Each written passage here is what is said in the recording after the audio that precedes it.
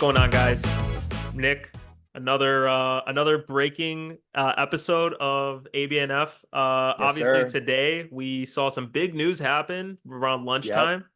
hmm Pascal Siakam is now in Indiana. How are we feeling about this trade? What do we think for Indiana? Obviously, Toronto's in full rebuild mode now. Yep. How are we feeling? I feel good for both sides personally. Mhm. Obviously, Toronto was going to move Siakam at some point after they just got done moving Anunoby, and I'm happy for Indiana. Like they haven't won a playoff game since 2018. They haven't Mhm. been in the playoffs since 2020, and I think they really made this move because they didn't realize how quickly Tyrese Halliburton was going to become a star. Yeah. That's just really what it came down to. They signed that 5-year monster contract. A lot of people were starting to question, like, he really worth that? The way he's been playing this year, he's absolutely worth every penny. Oh yeah. No, they've had a good team. Obviously, they're currently 23-17. They're sixth in the Eastern Conference. They're one game from the fourth spot, and it's very interesting to see another small market team that finally put their chips in the middle, like Minnesota did with Rudy Gobert. And Yeah. I think Indiana is one of those franchises that will never really acquire elite talent in free agency. So they Mhm. feel like they have to get guys by maybe overpaying in the trade market just a bit just to get a guy like a Pascal Siakam. But yeah, Tyrese Halliburton's gonna have a running mate now. And it's gonna be a very underrated big three, Oh yeah. with Tyrese, with Pascal and Miles Turner. I think they're gonna miss Bruce Brown a little bit. He was having a career year in points. Especially defensively. He's one of the best defenders in the game. So I question how Pascal's going to fit in this system when Indiana shoots a lot of threes. Pascal's not really a 3-point shooter. And we talked about this off the air a little bit. He's not really a pick and roll crime kind of partner that Tyrese Halliburton would really mesh with a lot of other players. So it's going to be very interesting to see how Pascal fits in this system.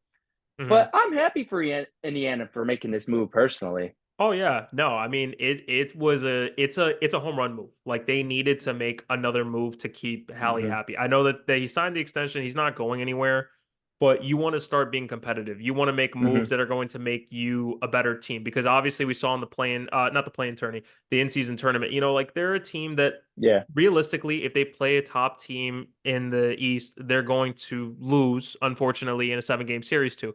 They just don't Yep. have that type of firepower. And like you said, I think it was a little bit of an overpayment. So for you guys, if you guys have not seen the trade, Pascal Siakam was traded to the Pacers for Bruce Brown, Jordan Aurora, and 3 first-round picks. 2 of those picks are going to be from this upcoming draft, Indies Yep. 2024, and then the lesser is of between Utah, Houston, the Clippers, and the OKC pick. I think it just depends on what team. I think it's like placement or something.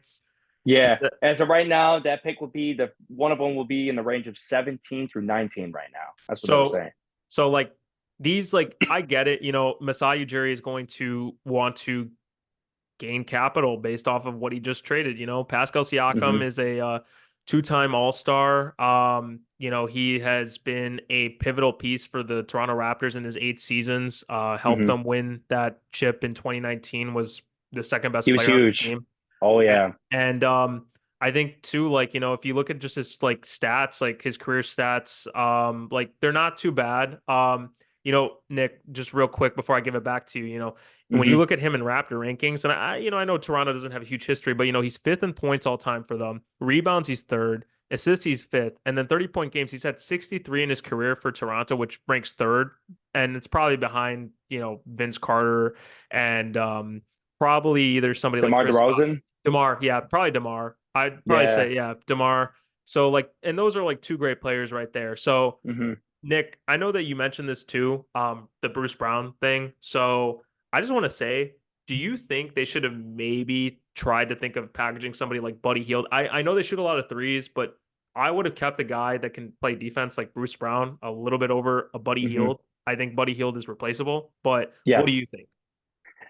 I agree 100%, but I think they had no choice. Yeah. Just because they are requiring an all-star level-ish player in Pascal Siakam and Toronto, after seeing what they got for OG Anunoby, their main they wanted to get young talent. Yeah. And Bruce Brown, he is 27. He's a little bit older, but he's still young enough. And I think Usai Ujiri's going to flip him for something else because Toronto's got a lot of young guards on this team. And I think, think about this, man. This is what Masai Ujiri has gone for both trades for Anunoby and Siakam. He's got Emmanuel Quickley, 24 years old. RJ Barrett's 23 years old. Bruce Brown's 27. Jordan Nwora is 25 years old. They got Kira Lewis from the Hero Lewis. Pelicans, Yep. 22 years old. You know, he hasn't really panned. He was a first round pick for them like 4 years ago. He's only averaging like 2 points a game. He's come off the bench in all 118 games that he's played. He might just need a new scenery. He's only 22 years old, so might as well give him another opportunity. You know, they got 3 first round picks and 1 second round pick. So they got draft capital and a lot of young talent going to Toronto, and they're building around Scotty Barnes. So it's going to Yeah, be very interesting. But they got a lot of guards on this team. So I think Bruce Brown's actually going to get dealt again at some point. I could see that too. I think his contract too, like it just doesn't make sense for them to Yeah. want to keep him, especially in a rebuild. Like usually in your rebuild, you want to keep your salary cap or your salary like threshold, like kind of like in a good spot because you're Yeah. not competing at that time. So it's like, why Mhm. waste all that money on like to be like a marginally like okay team? And I think that Bruce Brown is going to be serviceable wherever he goes. I mean, like you Oh, said, yeah. Nick, he's averaging 12 points this season, which is career high. Mhm. There's a lot of teams right now that need another spark off the bench. We've obviously seen like there are teams like Golden State that haven't been doing too hot this year. We've seen the Lakers. The Lakers have been struggling too. You look The at Lakers are going to be on Phoenix. him, I think. Oh yeah, and you know that the name that's going to be attached with any trade is going to be D'Angelo Russell with the Yeah. Lakers. So don't be surprised to see the Lakers name pop up. They almost pop up in every trade scenario ever made Mhm. by man. So we'll see. And there's Yeah. probably going to be a couple other teams that are going to try and get Bruce Brown, you know. So Mhm. I think Masai Ujiri is going to have a great haul of assets that he has acquired since trading Pascal and OG. And we don't know. Maybe he trades another player away, you know. Could we see Gary Trent get dealt because Gary Trent's a 3-point shooter and Yep. they're looking for the future. And, you know, we'll see. The trade deadline is 23 days away. So, you know, there's going to be a lot of things that are going to happen. The All-Star break's coming up soon. And Yep. the Pacers are going to face the Raptors 3 more times this season. So this is going to be a interesting matchup. The next time they see each other is going to be on Valentine's Day. So, Yeah, it's gonna be interesting. Hey, we're gonna be going to the Bulls Pacers game together now. That's gonna be hey, very interesting matchup in March. So hey, definitely shout looking out. forward to that. Shout out. No, Yeah. I honestly like, you know, it's kind of funny because we bought those tickets on the Cyber Monday deal for $25, and to know now that we're gonna see not just Halliburton but Siakam, and if they Yeah. end up figuring it out, dude, that's gonna be nasty. No, I think they're gonna be a very good. I mean, they're only one spot off the 4th spot. Cleveland's holding the 4th spot in the Eastern Conference currently right now. Indiana's leading the league in scoring with they're putting up monster numbers. What was it, like Yeah, 125 points per game or something? I just question that defensive side of the floor still. I know yeah. Siakam could bring more defense as the 4. He could switch on the perimeter and stuff. I don't think he's the defender that he used to be in his younger days in Toronto, but I still think he could really help on that end. I think with their guard play can't really defend as much. They're one of the worst defensive teams in the league, you know. So it's gonna be very interesting to see how it's gonna look. But I think Pascal's gonna fit in Mhm. good offensively, just because this team likes to play fast, and Yeah. Pascal doesn't mind doing that. Especially he's not known to be a 3-point shooter. He likes to get to the rim. He could shoot the mid range, Mhm. and I think he's gonna have a lot of opportunities because teams are gonna be so focused on Tyrese Halliburton. You know, Pascal's been the number 1 option in Toronto for a little bit, and now he's gonna be the number 2 option now, and it's gonna be very exciting. I'm really happy for Indiana. I'm happy for those small market franchises that start to become good. Hey, I like seeing that. I mean, it has been good. You know, I think we've definitely talked about the small market teams a lot on this podcast since we started it back in 2022.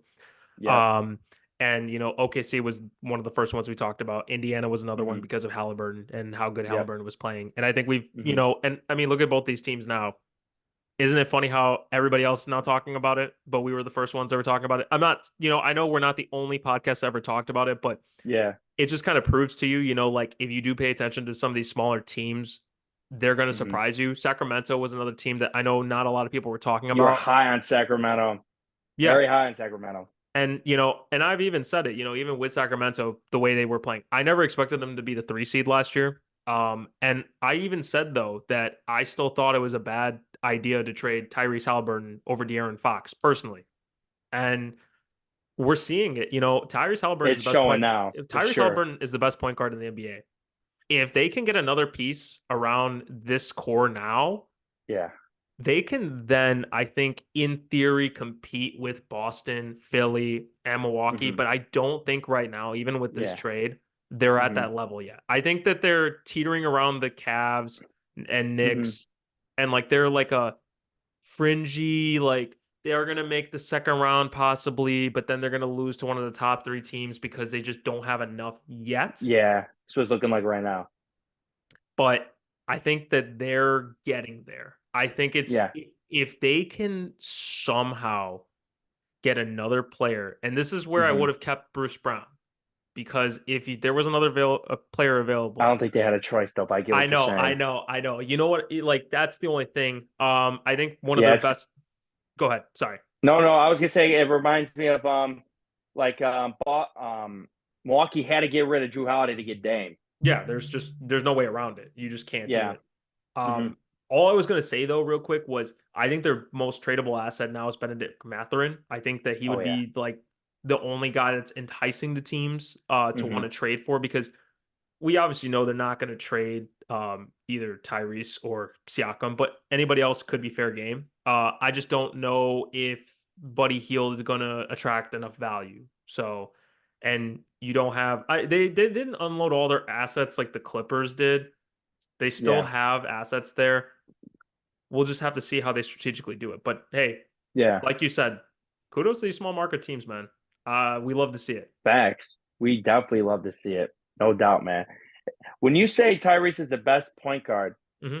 do you mean best traditional point guard, I would like a say, yeah, orchestrator? yeah, Because yeah, yeah. obviously, there's a lot of. It's not just you. A lot. I hear a lot of NBA fans at Twitter say, "Yeah, Tyrese is the best point guard in the game."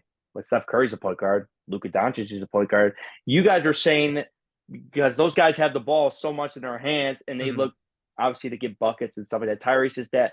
You're just saying he's the best orchestrator of a point guard in the NBA right now. That's what you guys mean by him being the best point guard, right? That's what I mean. I mean, like Okay. when I think of point guard, no, I don't think I'm not okay. I'm not crazy. I know that Yeah. like in terms of like skill set and everything, like Hmm. yes, Tyrese Halliburton has a great skill set. Oh He's yeah. crafty. He has good handles. His jump shot's a little funky, but it works. And I mean, It goes in. he hits the three at a high clip. Hmm. You know, it's just more of like in terms of impact, like Hmm. he definitely does have that impact, but he's not Luka Doncic, he's not Steph Curry, he's not even SGA. Like as much as I would say like SGA's on a this, different level I right now. think Oh my lord. SGA is a better guard overall than Tyrese Halliburton. But if I was just to say traditional point guard like a Magic Johnson, no, he's the best Yeah. right now. There's no other point guard in the Yeah. NBA that's doing what Tyrese Halliburton is doing right now. Like there's I agree with that. you just can't. When you Yeah, put it into that sense, I totally yeah. agree with that. I mean, tell me how many times you've heard of a point guard that is giving you 15 plus assists, zero turnovers, and having like 25 points in a game, like and Doesn't doing he it have multiple multiple times. 2020 games too already this year? I mean, Yeah, it is nuts. And his assist totals are going to go up now with Pascal even more. That's the whole scary thing about it. This offense is going to be tough to stop once they get Pascal used to the system that they're running. And yeah, I mean, it's going to be very interesting. What was already reported that Pascal's very thrilled to go to oh yeah, Indiana. yeah. They're kind of forming like a very underrated big three, I feel like, but they still have other pieces there too that are they're contributing at a high level. They have a great head coach. Mhm. Um, yeah, Indiana's going to be very interesting playoff team to watch for sure. It's kind of it's also interesting that like Indiana had they had a backup center in Daniel Tice that they like Hmm. waived in the beginning of November, Yep. and they've just kind of like they don't have I wouldn't say they're crazy in terms of size, but I think getting Pascal Siakam is gonna like give them some decent size in terms of their four because I know their other four that they had was Obi Toppin, and I know that they Yep. also played Jalen Smith. But Hmm. like in terms of like really outside of Miles Turner, you didn't really have a lot of size on that team. And if they really want to Yeah. play small and take Miles Turner off the floor, you could play Pascal at the five if you wanted to. Yeah. So like there's Yeah. going to be a lot of like opportunities for Rick Carlisle to put different types of lineups on the floor where Hmm. we might see Pascal playing at the 5, and then you're playing a small ball lineup where you have a bunch of shooters out on the floor. So probably like Benedict Mathurin, Buddy Hield, Tyrese Halliburton, um, maybe I'm trying to think of who else is on the team because I know they did trade a couple pieces away, but Yeah. you have the ability there to really kind of see what's going to go down. But I think something like you mentioned earlier that we were talking about before we hopped on here was Pascal Siakam isn't a traditional pick and roll player, so I Yeah. want to see where they're going to put him in terms of like his offensive sets because he's a Yeah. mid-range player that likes to play not necessarily back to the basket, but he's more of like he's going to play on the baseline. He's gonna Hmm. like have his 18-foot jump shot. He's gonna try and get inside, do a spin move, get a layup. And Yeah. that's Tyrese Halliburton usually is the one controlling the ball and passing it off to somebody to shoot a three. And I think he just really hasn't had a player at this type of level yet. So we'll see Yeah. how that looks in Yeah. terms of everything moving forward. I think it's gonna take him a couple games. Yeah. But what do you think? No, it's definitely gonna take a couple games, but I just hope this doesn't blow up in their face because they really had something good going. Yeah. Sometimes think about what happened with Atlanta. They made the Oh, that's Easter true. Conference That's Finals. true. They overpaid for DeJounte Murray. Good player. He was a good young talent, but they gave up 3 firsts for him, Yeah. and they've been worse. So I'm scared for Indiana. They Yeah. gave up all these. They gave up 3 firsts. They get Pascal. Pascal's a great player, Yeah, I that's just hope true. this doesn't blow up in their face because they had something good going where they had a good young team and they had capital. They don't got really Yeah. capital that much anymore after making this move, so this better work. I'm not saying it's championship or bust. It's not championship or bust. Just like we mentioned, like there's 3 teams in Mm. the Eastern Conference. I think 4. I think Cleveland, when they get Darius Garland, I think they're still better than Indiana with Pascal. I see Indiana in the 4 to 6 range. I probably put them 4 or 5, but I don't see them with this current roster beating Philly in the 7 game series, I beating can't Milwaukee or see that. Boston. Yeah, they'll score with them, but those teams could defend when they need to. Indiana, I don't think so. Yeah, I think the biggest so I think this trade does address the issue of hey, who else can beat us besides Tyrese Halliburton? You have Hmm. now that second scorer. Now, Yep. my question is going to be when it comes down to it, what is going to be the fatal flaw to Indiana in terms of the playoffs when you're going Hmm. up against one of these top teams? Because I think like Philly has personnel to eat them alive. Like as much as Miles Turner is a great rim defender, he's not going to stop Joel Embiid from getting No. his. Tyrese Maxey is going to do what he needs to do, and they have a lot of Yeah. rotational pieces that are able to shoot Yeah. shoot the ball. And if Tobias Harris can play like he did last night, he had a great game last night. I'll tell you what, we we talked a lot of smack about Tobias Harris on this podcast in the Oh yeah, past. Um, remember when KJ was on here, he was eating them alive as well. But quiet these 18. last, yeah, like 5 some games, like Tobias Harris has had like a 32-point night, a 37-point night. Even when I think he had a 24-point night. Like he's Mhm. actually been really, really good. And it's kind of crazy to say that Tobias Harris has put up like stats that no one would even notice. But I mean, he is averaging over 17 points per game in his career, and I think he's shooting close to 50% from the field. If he could play the way he's been playing, man, to be that consistent third option for this Mhm. Philadelphia team, man, Philadelphia's gonna be a tough out. No, they are, and they beat Denver last night. Like in Yeah. Denver, like back healthy, like for the most Yeah. part. I don't think they have any injuries right now. Hmm. I watched that game. I mean, Philly took it over in the fourth quarter. Joel Embiid was dominating the floor. He was getting Yeah. his calls. Hmm. He looked like the better center last night. Yeah. And yeah, I mean, like they're like that's going to be a team like that we do have to respect. I think with the whole James Harden situation, it's been interesting to see how both teams have actually been pretty successful after the trade. Yeah. Hmm. Obviously, we've seen Tyrese Maxey's game open up even more now with no James Harden there, Hmm. so he's going to be an All Star this year for sure. Oh yeah. Uh, the Clippers have literally been one of the best teams in the NBA since December, which is Hmm. I think crazy. And not to get too off topic about it, even the Bucks, that's gonna be another team too. That Indiana, who they faced 6 times this year already. If they play in the playoffs in the second round, that's gonna be a great matchup. Yeah, I would expect Milwaukee to win that series, but I think that would be a must see matchup. You know, yeah, that Tyrese definitely is going to have all eyes on him if they make it past the first round. I think yeah. he has arrived. People need to show him his damn respect, and we'll Facts. see. We'll see what happens from there. Yeah. What do you think about sorry to go off topic, Joel No, you're good. Embiid calling Nikola Jokic the best player in the league? A lot of like all these people on like ESPN and stuff were taking offense that he would say something like that.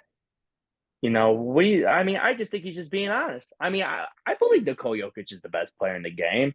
I think him and Giannis are neck and neck, but I would give the edge to Nikola Jokic, me Right, personally. right now, I mean, Embiid. Let me address it like this: ESPN is a bunch of clowns. I agree. I'm Yep. sorry. Hmm. You like we understand that you have to like in terms of a national like sports media company, Yep. you're going to have to put the most like common take out there, but I just think it's kind of like, bro, what kind of take are you making with this? Like He's Joel just being Embiid, honest. What's wrong with Joel that? Joel Embiid is just stating a fact. Nikola Jokic is the reigning NBA champion. He's the reigning Yeah. MVP of the finals. Hmm. What the hell is he supposed to say? No, Nikola Jokic is not the best player in the NBA. He definitely didn't just win that championship. He definitely didn't deserve that MVP that I won. Yeah. I mean, It's kind like, of like, no, I hear you. No, no, keep go going. go My ahead. No, no, apologies. no, no, no, no, no, no. Go ahead, because I'll say No, more after this. But go it ahead. was kind of like the 91-92 season with Clyde Drexler and Michael Jordan. Everyone was comparing how Clyde Drexler was super close to Michael Jordan. Mhm. Do you really think Clyde Drexler would have been like, no, I'm the best player in the league? Or you really think he wasn't going to say that Michael Jordan was the best player No, in the league? no, he's Like, not like, gonna.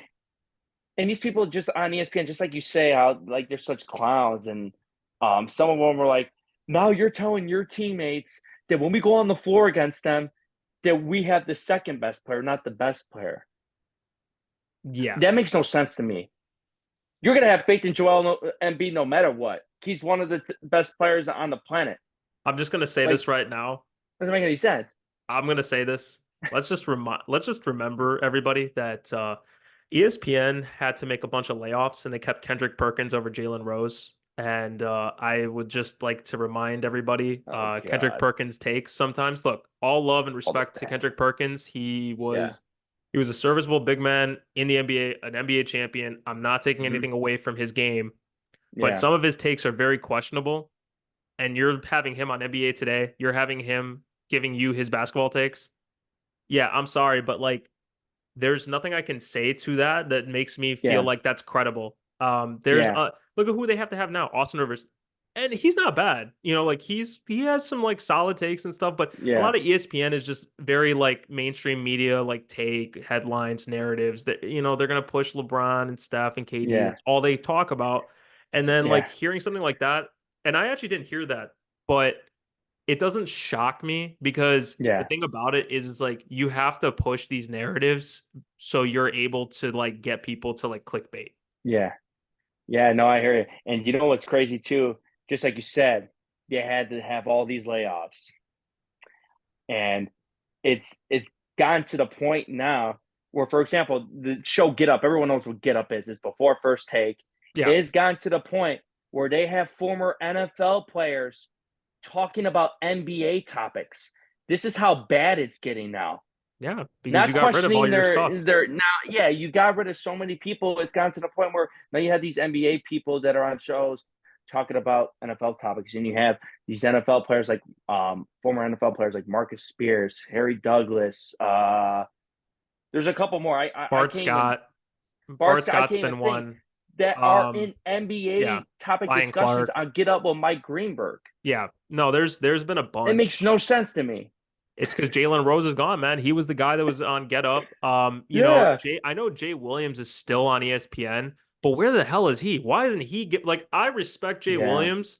hmm, Why is he not talking about this kind of stuff? Because it's like it just kind of sometimes to me, like I just question it. It's like, bro, yeah, you guys are the number one Yeah. sports media company Hmm. in the US and probably around the Yeah. world.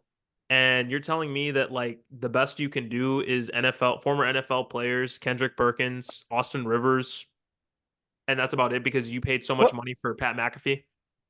Yeah. What happened to Tim Legler? He used to be on Get Up all the time. What happened to him? Dude, he's actually they need to put JJ back on because JJ at least he knows what he's talking about. And I love Yeah. the He Old knows Man the at Three insides and podcast. outs of the Oh yeah. game. Yeah, and Yeah. he like he'll call out the BS narratives that they talk about on the show. He's done it multiple times when he's been on First Take. He literally will call out Stephen A. Smith, who's one of the Oh most yeah. powerful people in sports media. He will call Yep. him out. You don't see a lot of guys Yeah. doing that. You saw how, yeah, I'll never forget that topic with him and Kendrick Perkins were going at it. And Stephen A's just sitting there, not a Yeah. peep out of his mouth. And he's just like, you don't even know what to say. Cause obviously the media's in this, they wear those earpieces. Oh They're yeah. probably trying to make them try to Like chime in, yeah. but he didn't want no part of it. You know what I'm saying? So Oh yeah. no, I totally agree with like, ESPN and stuff. And it's just like media in general now, man. Not only in sports, but it's just media in general. It's just how they are. They just try to find some sort of thing to over exaggerate about for clickbait, and they accomplish that because look how many people that still view these shows every single day. To be honest with you, I think they lie about the ratings though a little bit because a lot of people are at work and there's no way they're gonna be able to watch a full show. No. But YouTube has become so powerful now where they put their segments on there and people watch the 7-8 minute clips whenever they have time and they're counting those as ratings. Yeah, and like a lot of shows, First Things First on Fox, like they started doing Yeah. shorts on YouTube, just kind of Yep. like behind the scenes, just to kind of Hmm. have people watch it. So they're like, oh, I should watch the Yeah. show. And Hmm. I agree with you. And I think the other thing too is that Tim Legler actually has been on JJ's podcast a lot lately. So I think that he's Hmm. partnered up with his production company that JJ Yeah. works with. So I think he's getting Hmm. paid a decent amount from that. I know he's still on ESPN, but yeah, I agree with you. I He's don't know not where much, he's not as much anymore. I think it's I just think because of everything that's been going down with ESPN, and I think Hmm. Disney's been losing a lot of money in the last Yeah. couple of years. Unfortunately, I know this is a basketball podcast, but because of the downfalls of Marvel, Star Wars ratings going down, and because Yeah. they own too much stuff, they have to start like selling their assets.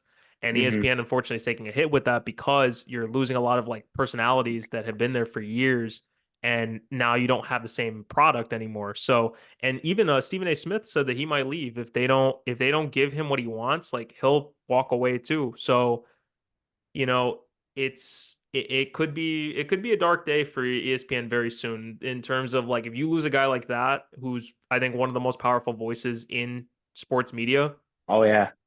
you're gonna He lose a doesn't need lot of ESPN reads. anymore. He's got his own No. show. He gets so many like famous people to come on his show and stuff. He Yeah. makes a pretty good amount of money for what he puts on YouTube himself and what he puts on his social medias and stuff. So 100%. he would still make a great living with or without ESPN. Hey That man, just like you said, that's that's how powerful he is now. yeah. But yeah, no, I couldn't agree more with you when you brought up ESPN just now. So Yeah. Yeah. Before we go, Nick, I just want to mhm. ask you two questions about this. Where do Yep. you see Indiana this time next year? And how long of a rebuild do you think this is going to be for Toronto? Do you think this is going to be a short-term rebuild where Masai is going to be able to turn them around in a couple of years, or you think this is going to be a painful, like long rebuild? Interesting. I think answering the first question about Indiana, I think they will somewhat be in the same boat. Okay. I just question they got rid of a lot of their draft capital. So if they do be and I don't know what their cap space situation is to be honest, but I know they're gonna have to pay Pascal Siakam now.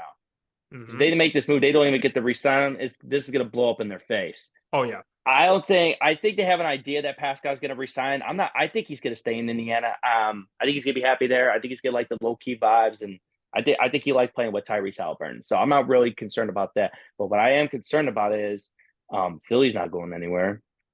Boston ain't going anywhere. Milwaukee ain't going anywhere. And depending on what Cleveland does, if Darius Garland comes back, they might want to keep running this together. New York's getting better. The Eastern Conference is tough, man. It is a very loaded conference, and I still see them being in the 4 to 6 range for sure. And they got a pretty good team, but I just question to see what other moves they could potentially make to try to put themselves over the top on paper, which I don't think they'll be able to do. Yeah, that's going to be tough. Yeah. the second part, Toronto. Just like I said, we just named all those teams in the East. It's going to take some time, and the signing Jerry understands this is going to take a lot of time. And like I said, man, he's got 3 firsts. He's got 2 of them from this upcoming draft. He's got a second round pick. He's got Emmanuel Quickly, R.J. Barrett, Scotty, Scotty Barnes.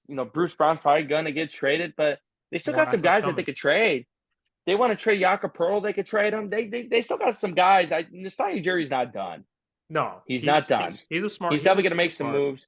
Yeah, he's gonna try to get the draft capital of somewhere kind of near like the Utahs and Oklahomas because he knows in the Eastern Conference right now, there's no moves they can make right now that could get them a championship level team in 2 to 3 years. I don't see it. I think it's gonna be like a 3 to 5 year thing, to be honest with you.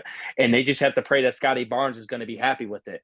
Because what if it gets to the point where, Another hey, I Vince want out? Carter, Look at how many situation. guys Chris Bosh. in Toronto's history that has been wanting out, or as soon as they had the opportunity to leave, Kawhi. they bounced. Yeah. Tracy McGrady, Vince Carter. Kawhi left after winning a championship. He goes, I'm up, out of here.